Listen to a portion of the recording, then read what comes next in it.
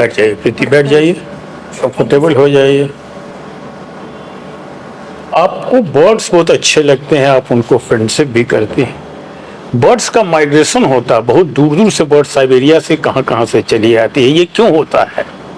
Sir अभी के time में जो है ये मोबाइल नेटवर्किंग से जो रेडिएशन निकल रहा है, इससे बर्ड्स को जो है बहुत हानि पहुंच रहा है। और ये दूर से जो पक्षी किसी देश से अगर दूसरे देश आ रहे हैं तो वहाँ पर उनको मतलब उनको सरवाइव करने के लिए वैसी एनवायरनमेंट नहीं मिल पा रही है। वो जो अपने सरवाइव करने के लिए जो उनको आवश्यक है दाना पानी। नहीं, आपने कहा, मैंने कहा बर्ड्स साइबेरिया से भी चले आते हैं, तो मोबाइल टेक्नोलॉजी तो 15-20 साल पुरानी है, ये तो सदियों से हो रहा है। तो इसके बारे में कुछ है, क्यों सदियों से क्यों हो रहा है? मोबाइल टेक्नोलॉजी 10 साल 15 साल हो, आपका कहना सही होगा।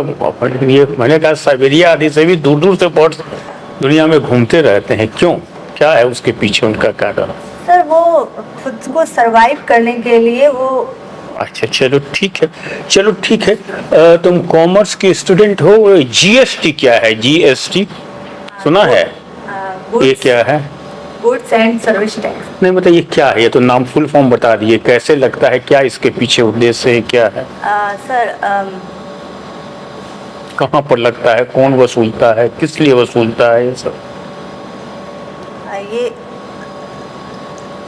टैक्स जो प्रचलन है हमारे वस्तु और सेवाओं पे जो टैक्स लगता है उसको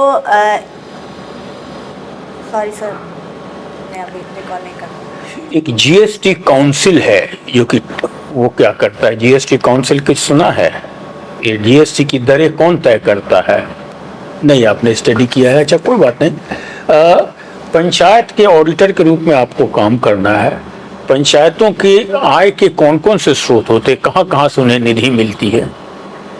पंचायत को तो एक केंद्र सरकार से 15वीं वित्त आयोग के तहत उन्हें फंड अलॉट होता है और एक राज्य सरकार से 6वें वित्त आयोग के तहत उन्हें फंड अलॉट होता है। और राज्य सरकार को अनुदान की राशि भी प्राप्त होती है। राज्य सरकार से पंचायत को अनुदान की राशि भी प्राप्त होती है। पंचायत अपने भी कुछ कलेक्ट कर सकता है, कैसे करेगा कुछ? इसके लिए वो मेला सैरात वगैरह उन सबसे उनका आय का स्रोत है। चलिए। अच्छा, ये बताइए कि ग्रेजुएशन कब किया आपने? सर 2017 में कंप्लीट हुआ है। उसके बाद से क्या करते हैं? सर उसके बाद मैं पंचायती राज विभाग में लेखापाल सह आईटी सहायक के पद पर कार्य किया। फिर उसके बाद मैं बिहार कर्मचारी चयन आयोग के तहत राजस्व कर्मचारी के पद पर भी कार्यरत हूँ। अच्छा, ये कर्मचारी जो है ये काफी बदनाम है ये अपने कार्यों को लेकर के।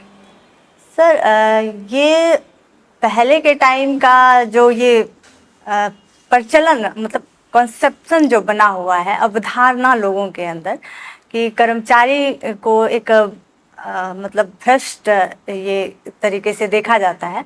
लेकिन अभी जो सर ऐसा हो गया है कि सारे रिकॉर्ड्स वगैरह ज़्यादातर कार्य जो है ऑनलाइन हो गया है और अभी ऐसा आपको देखने के लिए बहुत कम मिलेगा। यानी आप सुधर गए हो लोग? जी सर। अच्छा, ये बताइए, आपने लिखा है कि फादर के इसमें लेबर है।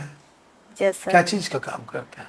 सर मेरे पापा मजदूरी करते हैं डेली बेस पे। डेली बेस पे? तो बहुत मुश्किल का सामना करना पड़ा होगा उनको पढ़ाने में सबको। जी सर बिल्कुल। है ना? कहाँ से पढ़ी आप? मैं भागलपुर में, मेरा जो गृह जिला है भागलपुर है और मैं घर से ही अपनी स्टडी को सेल्फ स्टडी से अभी तक जो भी सेल्फ स्टडी की है। ऐसा। तो ग्रेजुएशन के बाद फिर क्या किया आप? ग्रेजुएशन के बाद तो मैं पंचायती राज विभाग में लेखापाल सह आईटी तुरंत ज्वाइन कर ली? जी 1 साल के अंदर। अच्छा, अभी भी फादर वही काम कर रहे हैं? अभी सर अभी हम लोग जब से जॉब में आए हुए हैं तो हम लोग पापा को रेस्ट दे दिए। अच्छी बात है। एक कॉन्स्टिट्यूशन में एक आर्टिकल है और वो आर्टिकल ये है कि जो व्यक्ति वृद्ध हो गया है उसको शक्ति बाह्य, मतलब उसके क्षमता के बाहर काम उससे न कराया जाए, और स्टेट उसके लिए जो है स्टेप उठाएगा। आप जानती है उस आर्टिकल के बारे में?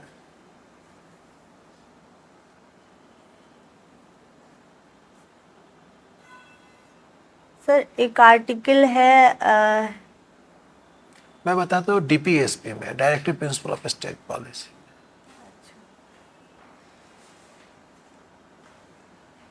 सॉरी सर, मजदूरों के लिए भी कुछ प्रोविजन है डीपीएसपी में। Yes sir. क्या है ये?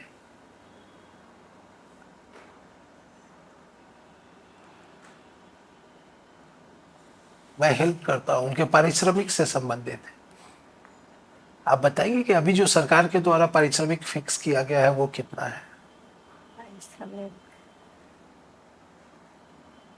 सॉरी सर, अभी मैं रिकॉल नहीं कर पाई। अच्छा, आप ये बताइए इन्फ्लेशन क्या होता है? इन्फ्लेशन मुद्रास्फीति, जब बाजार में मुद्रा की मात्रा बढ़ जाती है तो से मुद्रास्फीति। से मुद्रास्फीति, ठीक है। कृतिक मौली, आपका हॉबी है diary writing. Yes sir.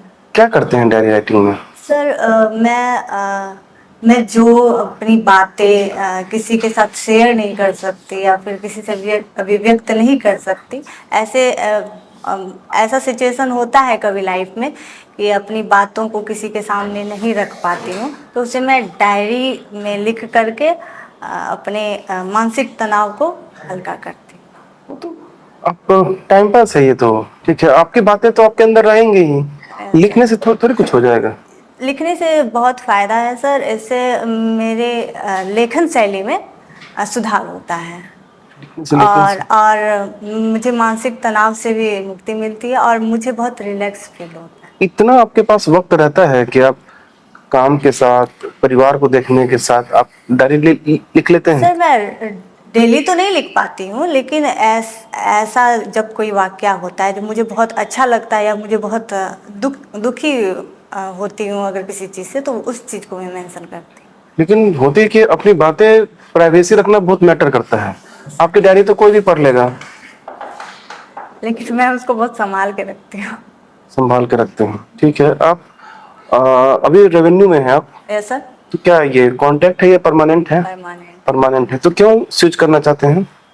Sir मैं सेल्फ ग्रोथ के लिए स्विच करना चाहती हूँ और पंचायत में मैंने काम किया है, तो पंचायत का मुझे अनुभव है और मुझे ऐसा लगता है कि मैं लोगों के साथ जो तालमेल बिठा करके जो काम करती हूँ और कार्य को जिस तरीके से करती हूँ, तो मुझे ऐसा लगता है कि उन कार्यों का अनुभव, और अकाउंटिंग का तो मुझे नॉलेज तो है ही, मेरा बैकग्राउंड है अकाउंटिंग, तो वो ऑडिटिंग के में मैं यूज़ करना चाहती हूँ उसको। ये अकाउंटिंग और ऑडिटिंग में क्या अंतर है? अकाउंटिंग सर किसी भी वित्तीय संस्थान के वित्तीय लेन देनों का लेखा जोखा करना होता है अकाउंटिंग, उसी लेखा जोखा का परीक्षण करना होता है ऑडिटिंग। सरकार के पास इतना पैसा है कि पैसा आपको ऑडिटर बना के पैसे को बर्बाद करे, जब खर्च का, आय और व्यय का मूल्यांकन हो ही चुका है, फिर क्यों अकाउंट ऑडिट की जरूरत पड़ जाती है? सर पंचायत में जो फंड, जिस कार्य के लिए पंचायत को जो फंड अलॉट किया जाता है, उसमें पंचायत स्तर पे जो कार्य होते हैं उसमें बहुत सारी अनियमितताएं देखी गई है, तो इसलिए जो है, और उनको इंस्ट्रक्शन सही मायने में उनको सही इंस्ट्रक्शन नहीं मिल पाता है, तो जो एक ऑडिटिंग का जब ऑडिट का टाइम आता है तो वो लोग अपने पंचायतों का रिकॉर्ड तैयार करना शुरू करते हैं जब ऑडिटिंग का डेट आता है पंचायतों में, ऐसा।